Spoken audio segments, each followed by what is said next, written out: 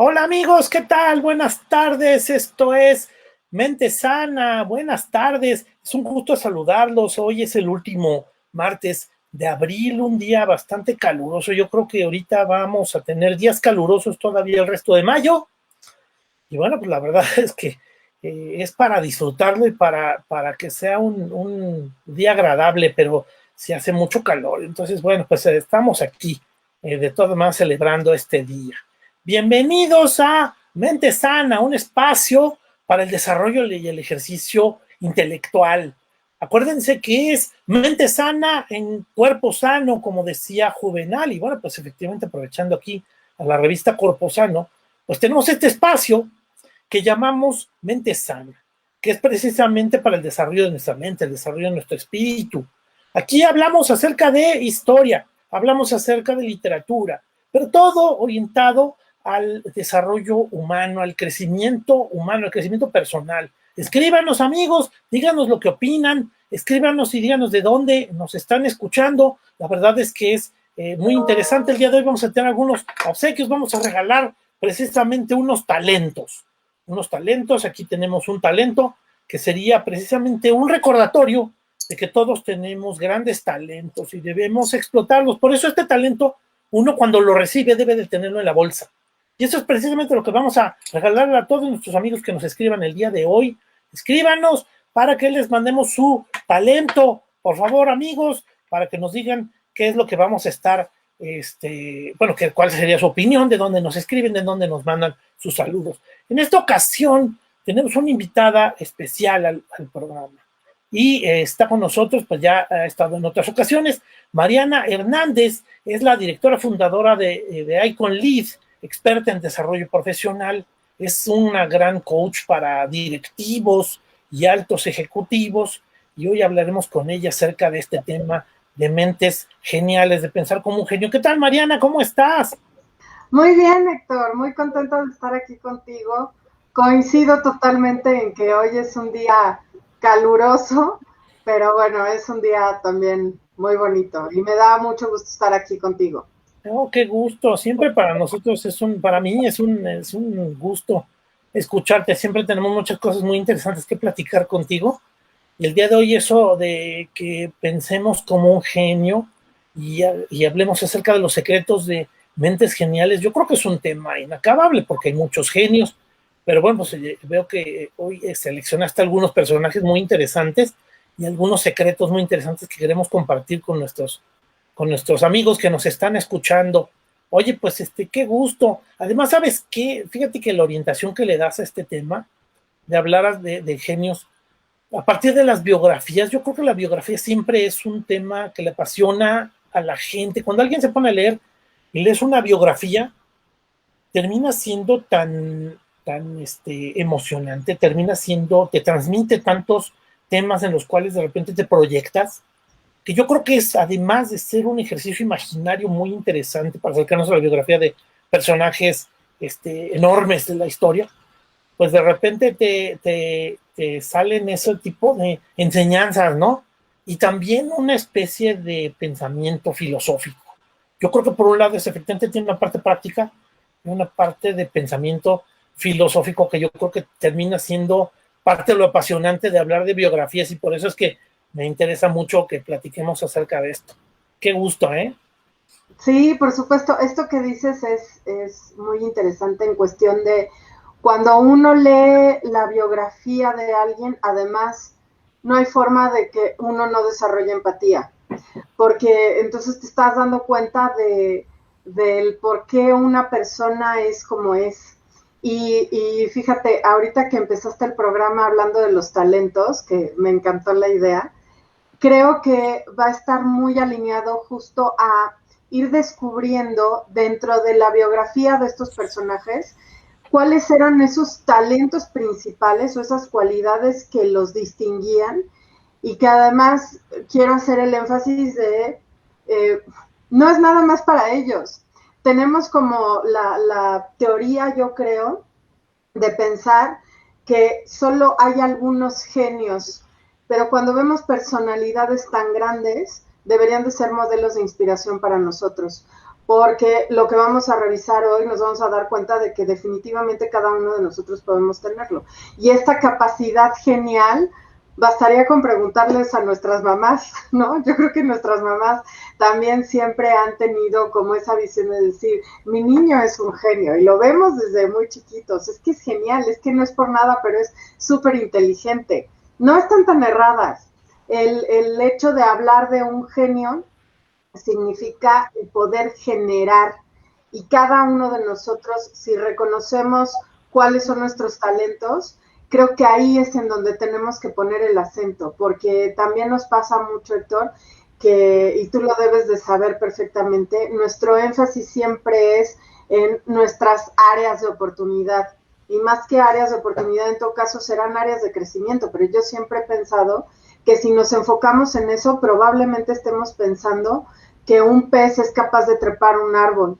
Entonces, más bien identifiquemos lo que sí tenemos, que son nuestros talentos, que han distinguido a estos genios, pero que nosotros también lo podremos desarrollar. Y el recorrido que quiero hacer es justo con estas personas, con estos personajes que seleccionamos, cuáles son sus cualidades, reflexionar un poquito cómo lo estamos viviendo nosotros y algunas breves recomendaciones para poder desarrollar. Sí, por supuesto. Fíjate que me llama mucho la atención hablar de personajes brillantes. Por supuesto, hay gente que son geniales, gente que tienen unas contribuciones a la humanidad de manera enorme. Como por ejemplo, hace poco me puse a ver la película de Mozart, una que salió en los años 80. Se me hace muy buena, muy, dura bastante, se me hace muy interesante. Y luego haciendo esa reflexión con lecturas, encontré que en Japón hay un grupo, hay un estudio musical que le hacen, bueno, una enseñanza musical que le hacen a los niños. Y también les enseñan que desde chiquitos, antes de empezar a leer, ya saben tocar, ya saben leer música antes de saber leer las letras. Entonces, de repente, te quiere demostrar lo que estaba yo leyendo, te quería demostrar que las cualidades de un genio como Mozart, pues en parte son desarrolladas, en parte son aprendidas. Y es así como podría uno encontrarse que la genialidad de Mozart la puedes detonar en otros personajes. Y bueno, pues yo creo que comparto contigo esa idea, ¿no? Encontrar tus talentos, encontrar tus cualidades, y también yo creo que trae consigo la valentía de aprovecharlos, porque luego tampoco es fácil, ¿no? Tienes el talento de memorizar cosas, pero luego no lo utilizas, no lo dices, ¿no? Ajá, sí. Sí, a veces creo que hasta tenemos más miedo al éxito que al fracaso, ¿no? Sí, pues sí. Entonces, creo que esto que dices de que a los niños desde muy pequeños se les desarrolla, y sobre todo en cuestiones artísticas, a mí me parece que de verdad es un gran acierto, porque además el arte tiene que ver como con la expresión del espíritu, con esa posibilidad de ejercer o de demostrar realmente lo que hay internamente a través del canto, de la pintura, de la escultura, es maravilloso, y creo que no tenemos tanta educación artística. Y Sí. algo que también me parece importante subrayar es que un genio, hasta se dice, es 10% de inspiración y 90% de transpiración. O sea, es verdaderamente estar dedicado a algo que por un lado encuentro como mi interés, porque por eso es que es tan importante que los papás vean en los niños qué les llama la atención desde chiquitos, porque probablemente ahí esté su talento. Entonces hay que seguir sembrando sobre ese interés, porque tarde o temprano va a rendir frutos, pero es dedicarle definitivamente tiempo a esa dedicación del talento. Sí, qué interesante frase. Yo también ya la había leído, eso de que Sí. el genio y la producción artística es 10% inspiración y 90% transpiración. Claro, claro, y también hasta se dice, el fracaso más bien tiene que ver con el no querer seguir insistiendo, ¿no? O sea, porque es como, bueno, no, ya me equivoqué ahorita, pero no, pues ya mejor lo dejo, porque entonces yo ya no nací para esto. ¿Cuántas veces habría pasado en estas personalidades geniales de darse cuenta de, pues no, ahorita es un tropezón, pero continúo? Creo que también es una característica importante de los genios. Sí, por supuesto. Oye, pues si quieres empezamos con los personajes Claro. y platicamos, vamos a pasar a la siguiente lámina y vamos a platicar acerca de estos secretos de mentes geniales. Y bueno, pues en primer lugar aquí nos pones a Sócrates y la frase conócete a ti mismo. Aquí, ¿qué es lo que tú ves como comentario? Su frase de conócete a ti mismo y esta de solo sé que no sé nada y esa nada ni siquiera sé que no la sé, ¿no? Creo que el gran talento de Sócrates es esta capacidad de conocerse a sí mismo, de autoconocimiento y un dato que me parece importante es que justo él era hijo de una partera y esto es algo que le influye muchísimo, como en decir, una partera da a luz, pero él también pensaba en dar a luz las ideas y dar a luz las ideas a través de algo que se le conoce como la refutación socrática, que era estar cuestionando al otro sobre sus propias creencias. También se le conoce como el diálogo socrático, que es una herramienta utilizadísima en las terapias. O sea, yo sigo haciendo preguntas sobre qué, cómo, cuándo, por qué, para que tú te puedas dar cuenta de cuáles son las creencias que estás teniendo e incluso en determinado momento desmontarlas. Pero además, me gusta que en el caso de Sócrates, incluso si entiendo bien, él se autonombra como tábano. Y el tábano es un insectito bastante molesto que lo ocupaban para los caballos que eran como muy lentos y muy pasivos como para avivarlos. Y justamente Sócrates eso hacía, se convertía en un tábano para los otros de qué incómodo que me esté haciendo este tipo de preguntas, pero lo que lograba era que el otro se conociera a sí mismo y era como una especie de perturbación como constructiva, ¿no? Entonces, creo que hablando de la genialidad en Sócrates es esa posibilidad de conocerse a sí mismo. Eso es lo primero, y ahorita lo decíamos, Héctor, o sea, es que yo sepa exactamente dónde están mis talentos, dónde están mis intereses, porque si yo ni siquiera lo sé, entonces ¿cómo le voy a dar fuerza a esas posibilidades? Uh-huh. Fíjate que el personaje de Sócrates a mí siempre me ha parecido una referencia importantísima en la historia. Uh-huh. Yo creo que efectivamente, diciéndolo de otra manera, es la representación máxima de la humildad intelectual, de partir de que, oye, lo que yo sé no sigue siendo insuficiente, ¿no? Es una enormidad, es un mar, todo lo que yo debería de saber y lo que podría aprender y lo que podría de repente mejorar cada cosa que se hace, pues si parto de que, oye, pues lo que he hecho todavía sigue siendo insuficiente, sigue siendo poquito el conocimiento, hay más ignorancia que conocimiento. Y bueno, pues la verdad es que esa parte que también yo la conozco con el nombre de mayéutica, es esa técnica de estarte haciendo preguntas en donde al final terminas siendo incómoda, a veces hasta la respuesta, ¿no? Que es, yo creo que siempre parte de un diálogo, de una discusión en una mesa, pudiera ser también partir de este modelo de hacer preguntas, porque así de repente también deshaces los argumentos del contrario. Se me hace muy interesante, a veces es muy duro, es muy fuerte utilizar a veces preguntas, porque luego las preguntas terminan pareciendo agresivas y en realidad creo que también uno tiene que buscar cómo hacer la pregunta para no parecer agresivo, ¿no? Pero Sí, la verdad es que termina siendo muy fuerte hacer preguntas y cuestionarte y conocerte. Y efectivamente yo creo que parte del primer paso de la genialidad es sí reconocer esa humildad intelectual. sí, me gusta mucho cómo lo describes y esta parte de como descubrir esa humildad intelectual, pues sí es como el cuestionarnos muchas cosas de por qué creo lo que creo, ¿no? O sea, de pensar sobre lo que pienso.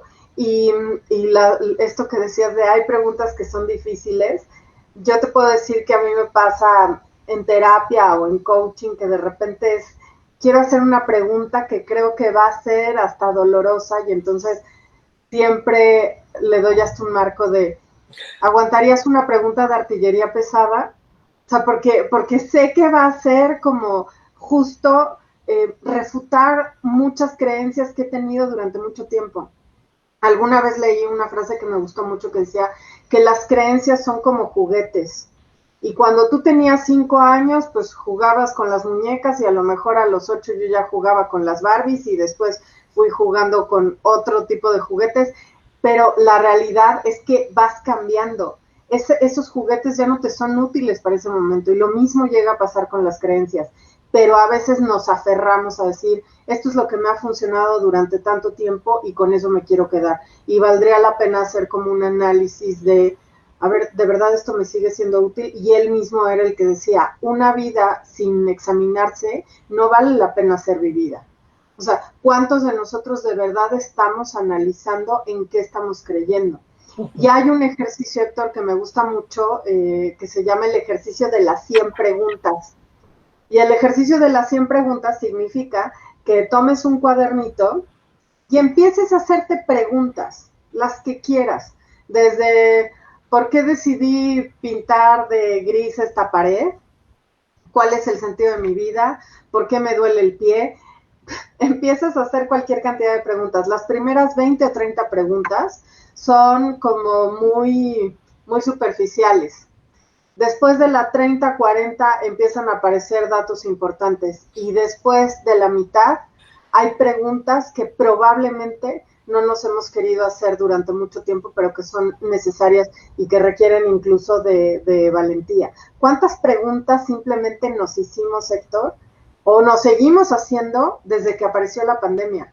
Alguien me decía, oye, es que hay muchas cosas que me estoy preguntando que me incomodan. Claro, porque no me daba el tiempo de preguntarme. El silencio hace que yo llegue a esta posibilidad de hacerme preguntas que generalmente no acostumbraba a hacerme.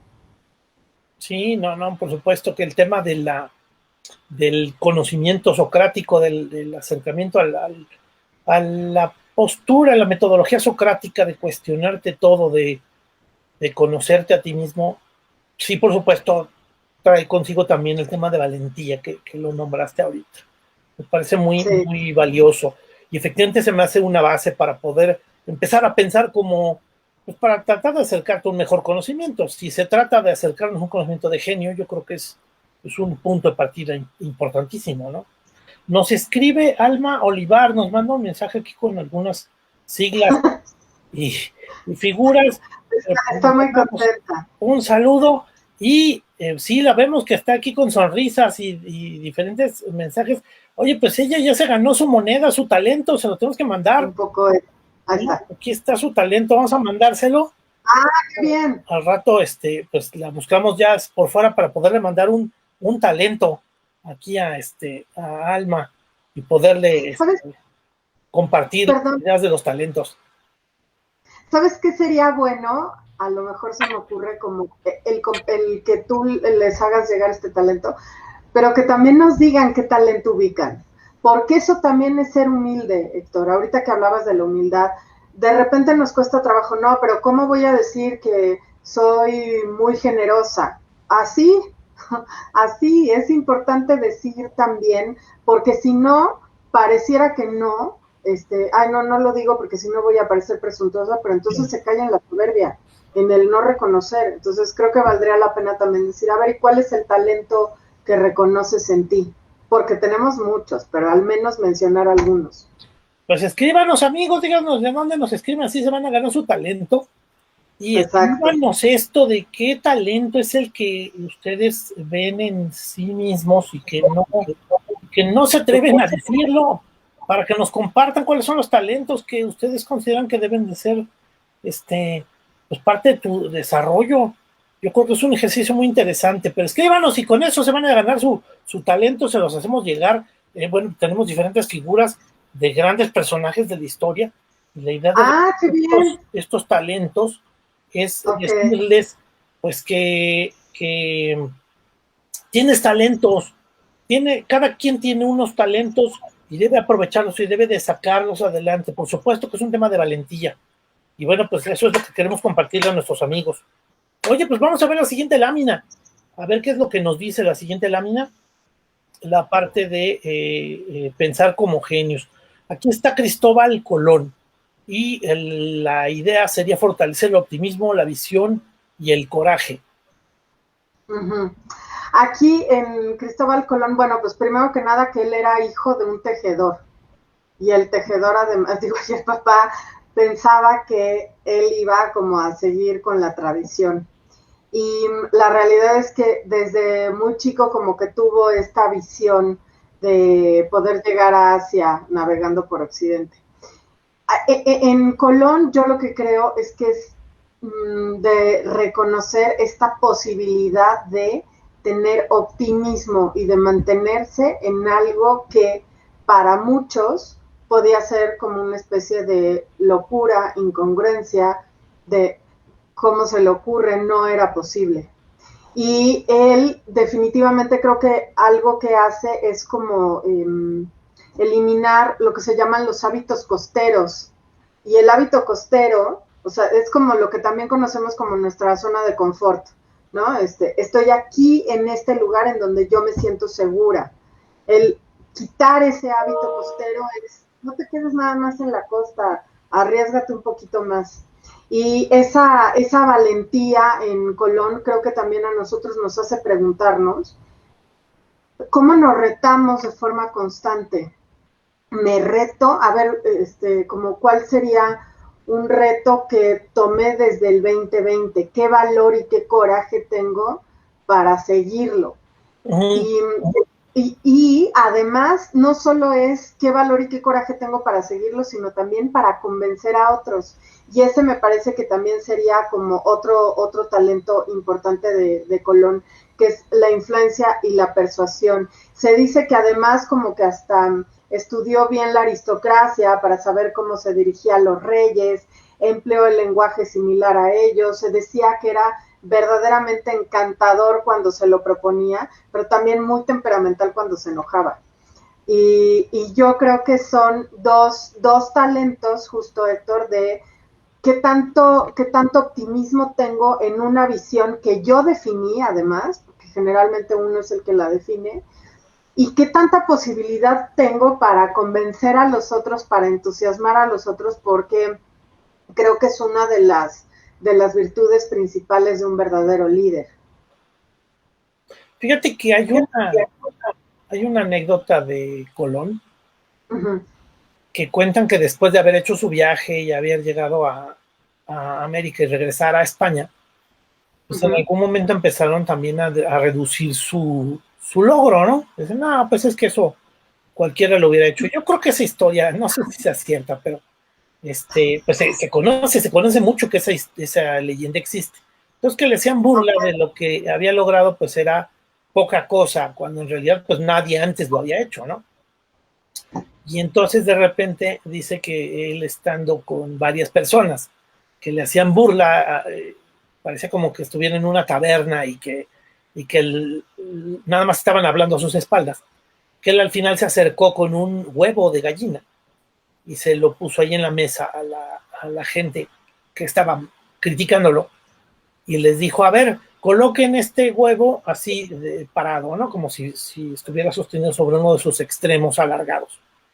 Ajá. Y pues que la gente empezó a tratar de colocarlo, pues siempre se andaba moviendo de un lado para otro y se caía, ¿no? Y él ahí, pues observando, a ver, sí se puede, tienen que lograrlo. Y que se estaba cayendo de un lado a otro, hasta que de repente Colón dice, ya, todo el mundo se rinde, no se puede. Perfecto, y agarró el huevo y lo rompe de una punta y ya lo coloca con el cascarón roto así paradito. Y entonces al final todo el mundo le dice, ay, pues qué fácil. Y él les contesta, sí, qué fácil, pero el que lo hizo fui yo. Ajá. ¿No? El que lo hizo fui yo, el que tuvo el coraje, la valentía, la visión de hacerlo. Sí, a lo mejor habrá sido fácil, pero eso como nadie antes lo había hecho y nadie antes se había atrevido, pues dice yo, ¿no? Entonces, yo creo que un mensaje, no sé si esa anécdota sea cierta, pero se me hace muy didáctica. Pero totalmente, porque además es como muy fácil decir esto, ay, pues así yo también lo hubiera hecho, sí, pero no lo hiciste. lo hizo. Es como, por ejemplo, también con el arte, o sea, alguien decía con una pintura de Pollock, ay, por favor, pero esto hasta yo lo hago, pero no lo haces. O sea, No lo hiciste. Pollock sí lo hizo, no lo hiciste.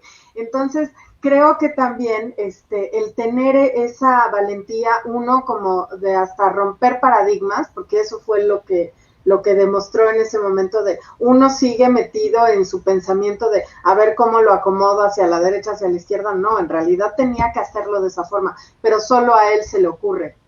Y eso también es tener coraje, porque justo ante este tipo de respuestas de, ay, bueno, pues yo también lo hubiera hecho, sí, pero no lo hiciste, solo a mí se me ocurrió, está bueno.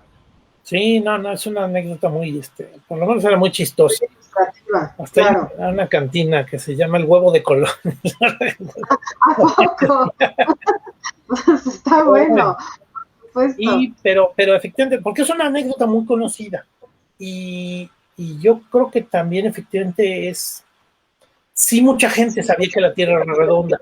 Y sí mucha gente entendía que navegando, pues tendría que llegarse a algún lado. Eso es como un pensamiento muy obvio, inmediato. Pero efectivamente el que lo inventó y el que tiene el acierto, y además se lo quiso vender a varias personas y no aceptaron. Se lo vendió como idea al rey de Portugal y no aceptó. Y así estuvo tratando de ofrecerse a los diferentes personajes para hacer exploraciones. Todo esto se debe a que pocos años antes, bueno, pocos relativamente, se había cerrado Constantinopla porque había caído en manos de los otomanos. Entonces todo el Mediterráneo se había llenado de piratas. Y eso impedía que los barcos europeos que antes traían mercancías de Medio Oriente, seda, especias, hasta utensilios de oro, retortas para hacer algún manejo de destilados, para hacer perfumes y para hacer licores. Al final todo eso se interrumpió por esa toma del Mediterráneo por parte de los turcos. Entonces, al final, pues efectivamente, los países buscaban caminos alternos. Por eso Portugal empezó a tratar de viajar hacia el sur de África, haciendo trayectos, tratando de llegar de alguna manera a Asia. Y Colón fue el que descubrió esto, y la verdad es que es algo sorprendente, porque efectivamente encontró y cambió el mundo. Lo cambió por otras razones, pero al final este fenómeno responde a un evento que además se buscaba, la gente lo necesitaba y él lo ofrecía y todavía además tenía rechazos. Tener ese optimismo, tener esa visión y tener ese Claro. por supuesto que son algo genial. Ajá, por supuesto, y además es como no minimizarse ante tanto detractor, ¿no? Esto que decías de, ay hombre, pues esto, ¿qué fue lo que hizo? Realmente no fue tan impactante. Por supuesto que es ridículo pensarlo así, pero también cuántas veces uno, Héctor, minimiza sus propios logros. Ay, bueno, no es para tanto, soy director, pero pues cualquiera lo podría hacer, o construí esta obra de arte, pero cualquiera lo podría hacer. Ay, escribí un libro, pero no. Y de verdad creo que también esto Colón nos lo viene a enseñar, ¿no? O sea, tener esa visión clara, ese coraje para comunicarlo, para mantenerse con optimismo hasta el cumplimiento de la meta y tener esa posibilidad de convencer a los otros de esa visión. Sí, por supuesto. No, y un personaje que efectivamente te enseña mucho Sí, su sí, visión, sí. ¿no? Está bien, oye. Pues si quieres vamos a pasar al siguiente personaje Sí, para poder platicar. Ya el tiempo se nos ha consumido bastante, sí. apenas llevamos dos. Nos escribe Betty Gutiérrez, nos manda un saludo, nos dice buen día, les mando saludos. Muchas gracias, Betty, por tu Gracias, saludo. Betty. Y bueno, pues no se pierdan, amigos, hoy por la noche tenemos el programa Triálogos a las 19 horas. El día de hoy vamos a hablar acerca de Benito Juárez. Yo creo que ha sido un personaje que de repente ha salido en los Últimamente. últimamente ha salido como comentario. Y bueno, pues los Sí. invitamos a que a las 19 horas en Cuerpo Sano vamos a estar platicando acerca de Benito Juárez ahí en el programa Triálogos. Y bueno, pues si quieres pasamos al siguiente personaje. El siguiente personaje es Charles Darwin, que pues, revoluciona el pensamiento científico con su aportación acerca de la selección natural. Y bueno, pues en realidad es que él era hijo de abogados y entiendo que él no quería, él al final su papá y sus familiares lo presionaban y él terminó subiéndose un barco, el Beagle, y yéndose a hacer viajes, cosa que es totalmente algo sorprendente y llamativo. Dice, ¿y por qué hizo eso este señor? Y bueno, pues hace estos hallazgos impresionantes de la selección natural. ¿Qué ves tú aquí en la parte de, dices que la capacidad de observación? Sí, la capacidad de observación, el enfoque al detalle, la precisión, la paciencia, la dedicación. Tenía especial gusto por los insectos, principalmente entiendo que por los escarabajos, y se dedica de verdad a observar la naturaleza, incluso con su hijo también, desde muy pequeño, empieza como a registrar todas sus expresiones faciales. Creo que Darwin nos enseña que tendríamos que ser capaces de lograr esa observación sin evaluación, porque esa sería como la más alta de las inteligencias, tener la capacidad de observar sin evaluar, como desde una línea fenomenológica, desde el fenómeno puro lo observo. Y ojalá observáramos así, nos observáramos así entre nosotros. De repente yo me he encontrado con cuestiones como que dicen, no, pues yo soy súper observadora. Y no, una cosa es observar y otra cosa es vivorear. ¿No? Es distinto. O sea, esta capacidad de observar, de dedicarme al detalle, de tener como esta paciencia, de no generar juicio, yo creo que es uno de sus principales talentos que debiéramos de ir incorporando en nuestras vidas. Por ejemplo, ahorita que tú empezaste hablando de las biografías, leer novelas es un medio para desarrollar, aparte de la empatía, como lo decíamos, también para desarrollar la capacidad de observación, porque los escritores necesitan observar los detalles para después poderlos describir y compartirlos a los lectores. Entonces, creo que también para nosotros sería muy interesante como desarrollar esa capacidad de observar y de enfocarnos en el detalle simplemente a través de la lectura. O yo muchas veces hasta recomiendo, por ejemplo, ver la tele, o sea, ver una serie durante, no sé, unos 10 minutos sin sonido. Y entonces enfocarte verdaderamente a todas las expresiones faciales. Es interesantísimo, Thor, porque además tenemos la capacidad de poder hacer la interpretación de a ver qué puede estar pasando con esta persona simplemente viéndola, pero sin sonido, porque entonces nuestro canal de atención va dirigido únicamente a la observación.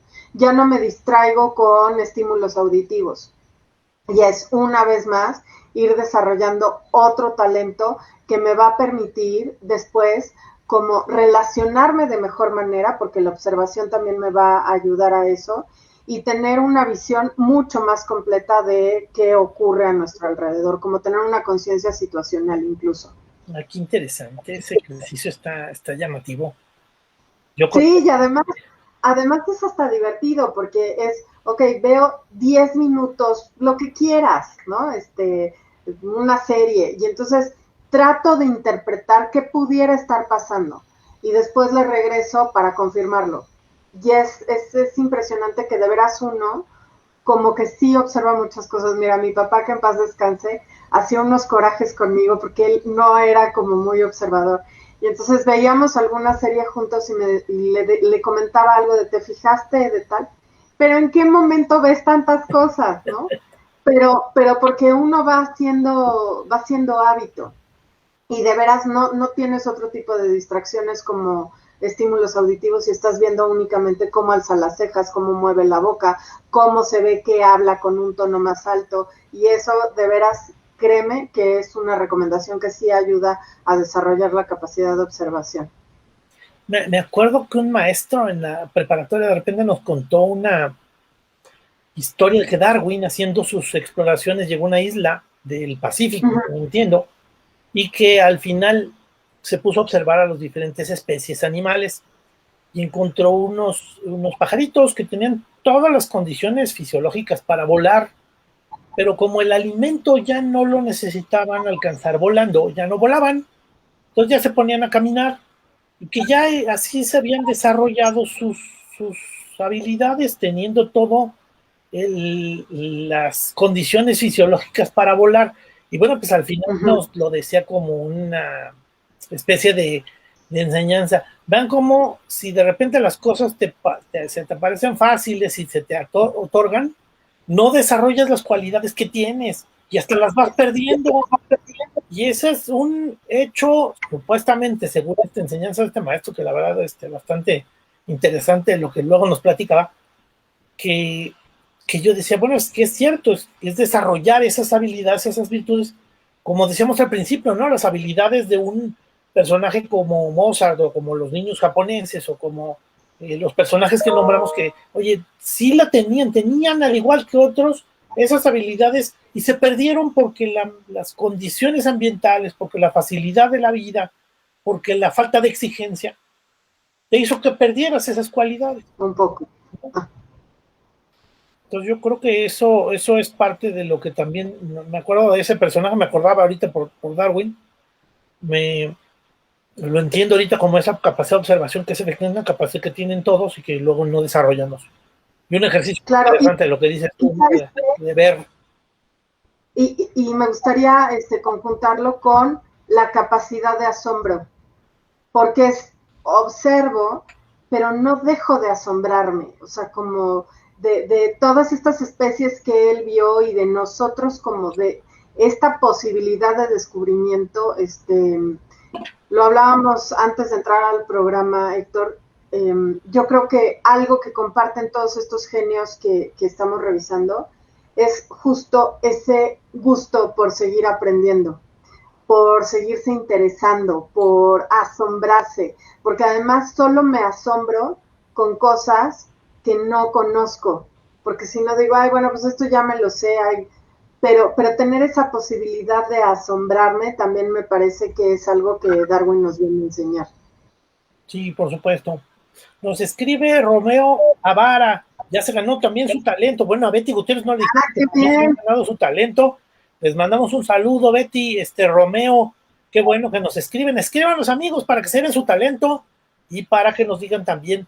Aquí le faltó a Romeo también que nos dijera cuál es el talento que él ve que hay que desarrollar, ¿verdad? A ver, vamos a invitarlo a que nos escriba también lo de su talento, que ya se llevó su talento aquí por habernos escrito. Vamos a ver entonces ahora si quieres al siguiente personaje. Sí. El siguiente personaje, a ver si podemos pasar a la lámina, sería Thomas Jefferson, uno de los padres fundadores de los Estados Unidos, que intervino prácticamente en una parte enorme en lo que sería la misma Declaración de Independencia. Pues aquí dice, disfrutar la libertad y la búsqueda de la felicidad. El caso de Thomas Jefferson me encanta porque de verdad que es justo esta posibilidad del disfrute. Él además estuvo con muchísimos esclavos a su alrededor y desde ahí empezó como a valorar verdaderamente qué significaba ser libre. Pero además no solo era esta posibilidad como de valorar la libertad, sino de valorar en sí la vida. Él decía que, por ejemplo, no podía vivir sin los libros, ¿no? Volvemos a este tema de cómo esta curiosidad, este placer por saber, por aprender, etcétera. Y además, también se sabe que se enamoró de una mujer que se llamaba María Cosway y le escribía unas cartas preciosas de amor. Ella estaba casada incluso. Pero se sabe que él verdaderamente escribía unas cartas profundísimas, muy poéticas, y que hablaba de el poder disfrutar incluso hasta este amor que tenía con ella. Otra cosa que me gusta que dice es que dice que el vino es la prueba de que Dios nos ama y que nos quiere ver felices, ¿no? Yo coincido ahí perfecto con él. Habla mucho como de esa posibilidad de disfrute vamos a llamarlo como hedonista, desde la posibilidad de tomar un buen vino, estar con amigos, escribir una carta de amor, valorar la libertad. Y una frase que me gustaba mucho que decía es, para tener lo que uno quiere, hay que querer lo que ya se tiene. Entonces, creo que nos ayuda a situarnos verdaderamente en, ok, se vale desear, se vale que tengas como muchos sueños, pero también aprendamos a vivir la vida con lo que tiene para ofrecernos. Amante también del buen humor, era una persona que disfrutaba mucho la risa, el poder ver el lado cómico de las situaciones, que creo que es también un elemento importantísimo para, pues vamos a llamarlo así, como para una inteligencia genial, Héctor. También lo dice Nietzsche, el tema de que la inteligencia está ligada al buen humor, ¿no? Pero bueno, no, Sí. que me parece a mí, por supuesto, su aportación histórica en la historia de Estados Unidos me parece brillante.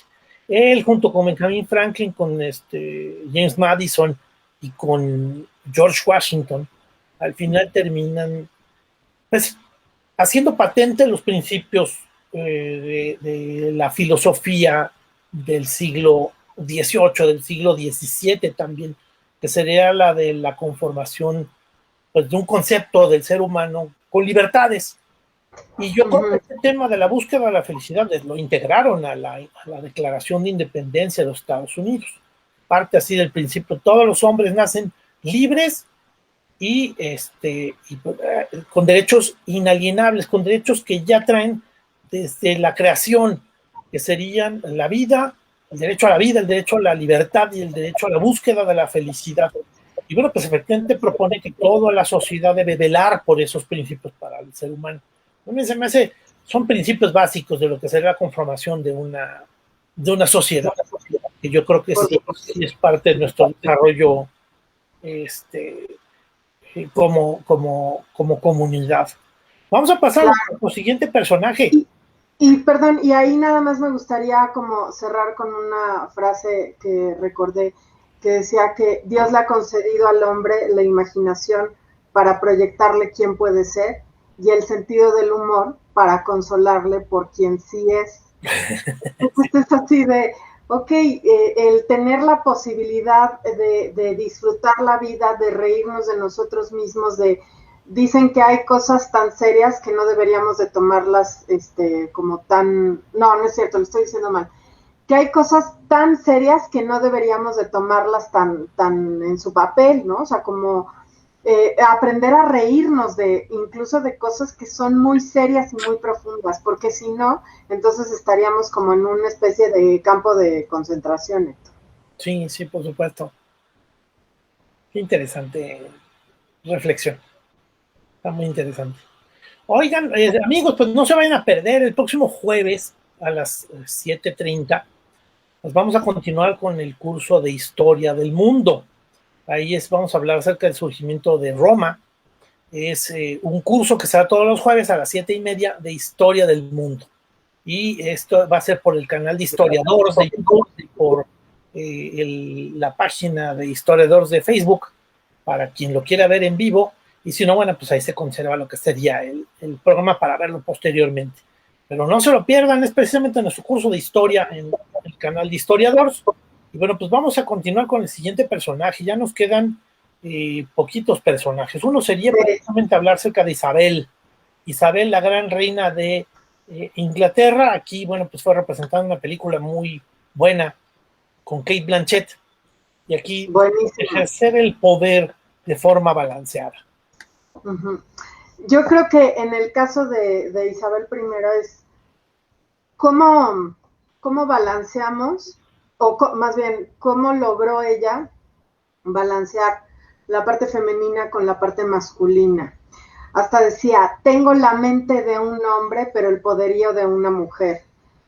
Es decir, tenía una sensibilidad enorme como para relacionarse con su equipo, con la gente que estaba alrededor, con esta empatía, sobre todo mucha capacidad de escucha, consideración, pero por otro lado, de mucha firmeza, de mucha frialdad para tomar decisiones, porque además a su alrededor no estaban, por supuesto, contentos de que ella estuviera en el poder, incluso no entendían que no se casara, y ella lo afirmaba como, es que estoy casada con la nación, y lo contestaba de una forma encantadora, pero firme.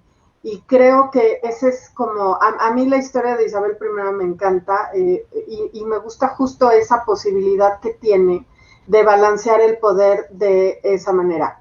Otro personaje que también iniciaba su rutina del día leyendo el Nuevo Testamento, se sabía que hablaba 6 idiomas, era conocida como una mujer, la habían catalogado como una mujer muy sabia, y esa sabiduría le ayudaba a comunicarse de forma adecuada con las personas que estaban a su alrededor.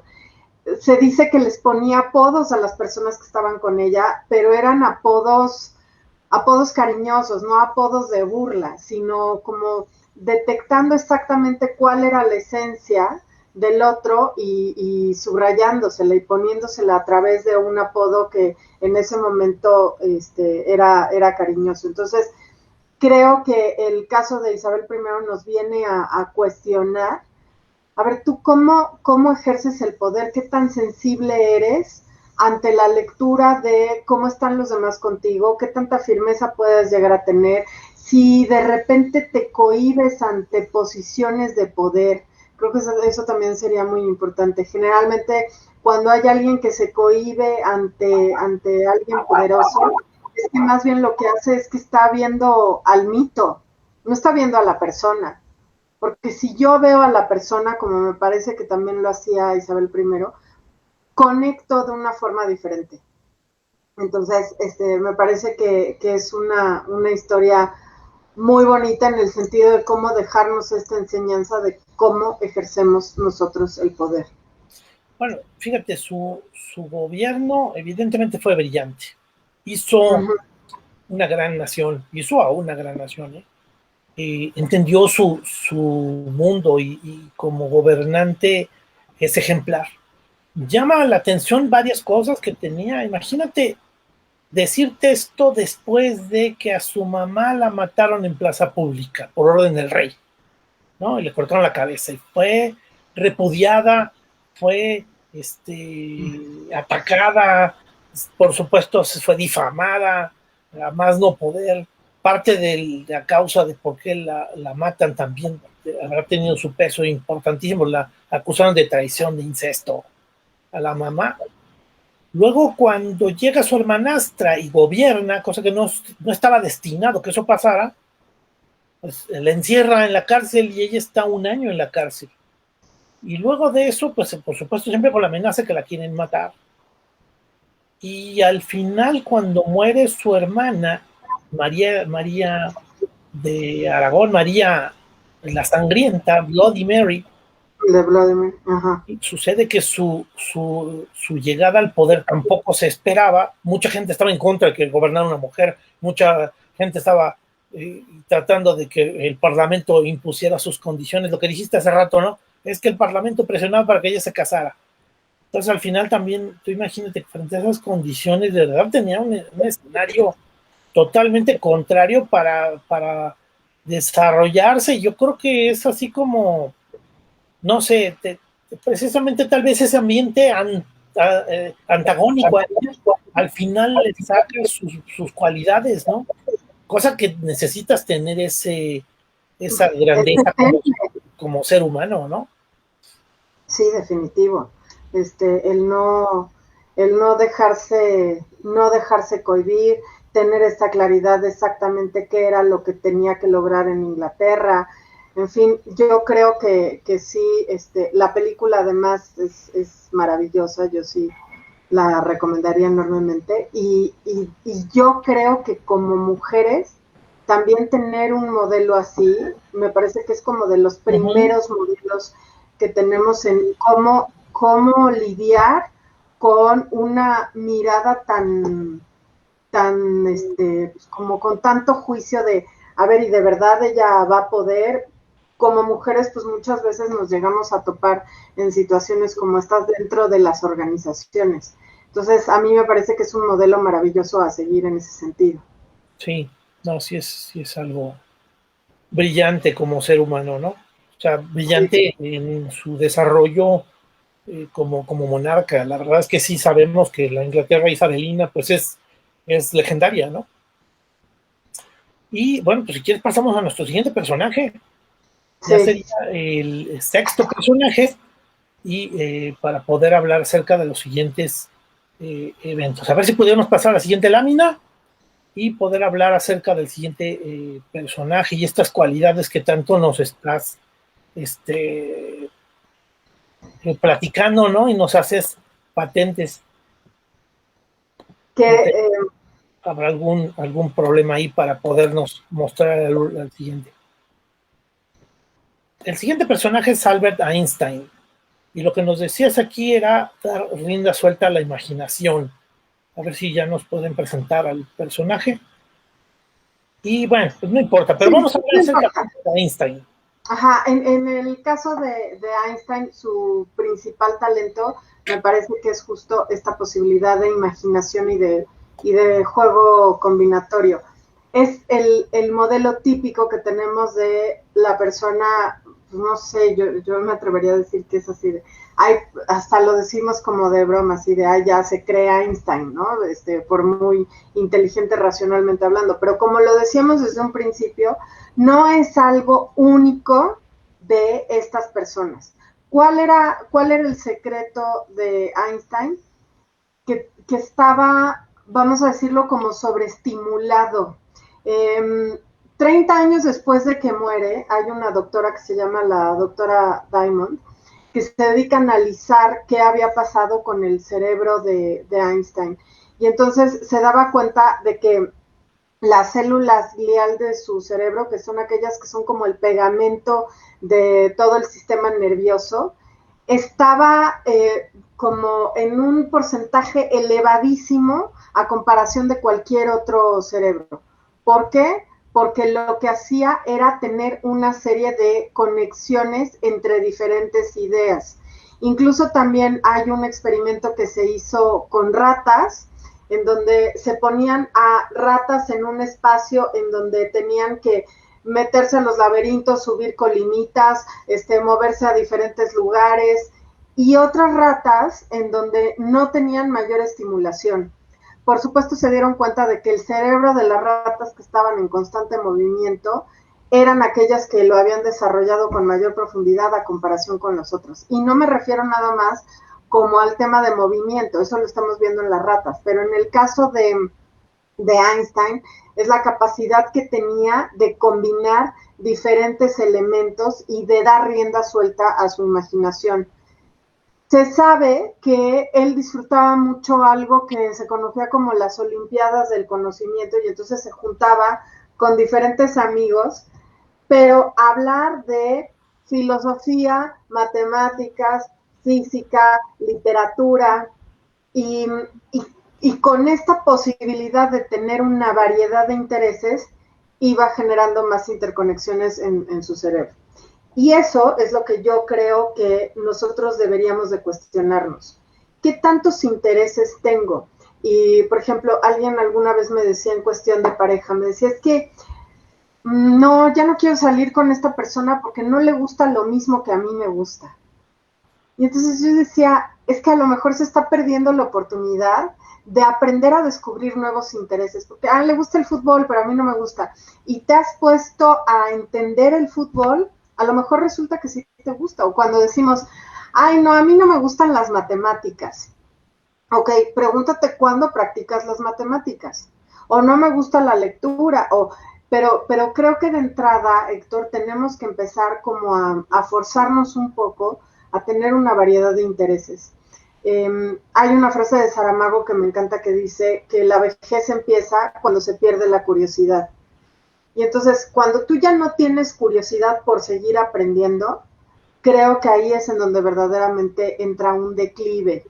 Y si hacemos como un recorrido rápido en todos los que estuvimos viendo, todos hablaban de no puedo vivir sin los libros como Jefferson, Isabel primero leía el Nuevo Testamento temprano, a Einstein sus Olimpiadas, Sócrates no se diga, estar como en un cuestionamiento continuo consigo mismo, Darwin a través de la observación.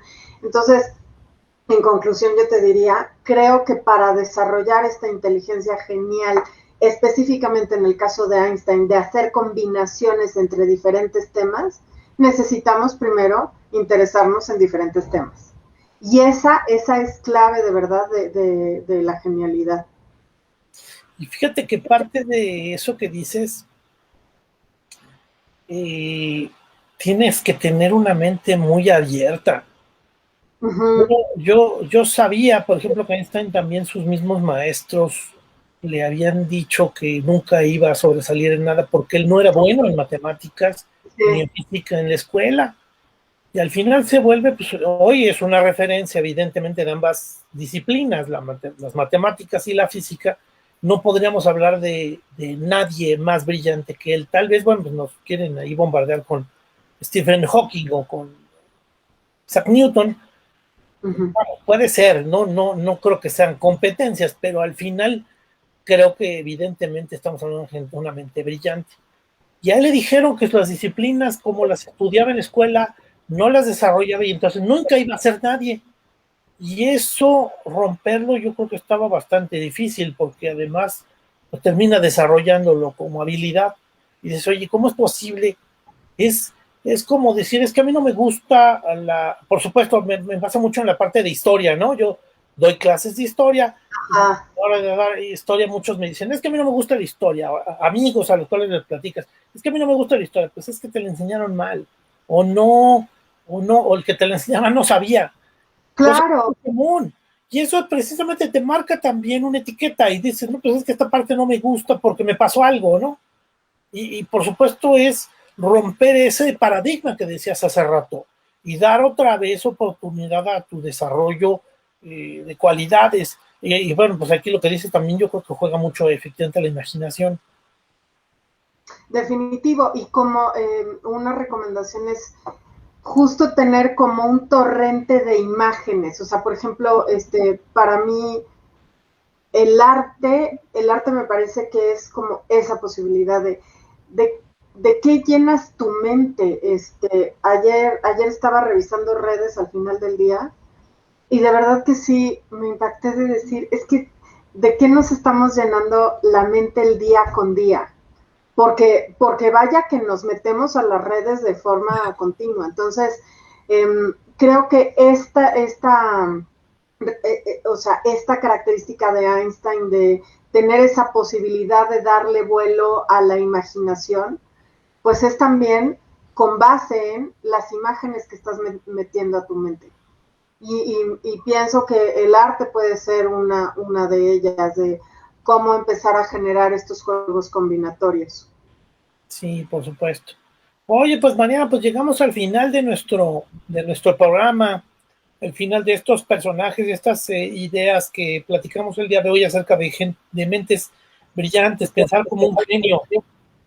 Yo te quiero agradecer tu participación y todo lo que platicamos el día de hoy. La verdad es que termina dejándome pensando muchas ideas y muchas vivencias. Yo creo que eso es lo que hay que compartir también a nuestros amigos en este programa. Ese es precisamente el espíritu de mente sana. Y pues nada, pues agradecerte aquí tus comentarios y tu participación. No, hombre, pues gracias a ti, Héctor, como siempre un privilegio platicar contigo y yo creo que será buenísimo también como ya al final del programa hacer un recuento y decir, a ver, de todas estas mentes geniales que vimos, ¿cuál es mi principal talento? Sobre todo, talento, no enfocarme tanto en lo que me falta, sino en aquello que puedo seguir puliendo. Sí, por supuesto. Hacer el recuento de talentos y decir, oye, ¿qué es lo que debo de explotar además como cualidad? Lo que decíamos de los pajaritos esos que descubrió Darwin. Oye, pues gracias. No, hombre, gracias a ti, como siempre. Gracias, Alma, y gracias a todos. Gracias y gracias a ustedes, amigos, por escucharnos. Esto fue Mente Sana en la revista Corposano. Y pues nos vemos la próxima semana, el próximo martes, con un tema nuevo. Muchísimas gracias, nos vemos, hasta luego. Gracias.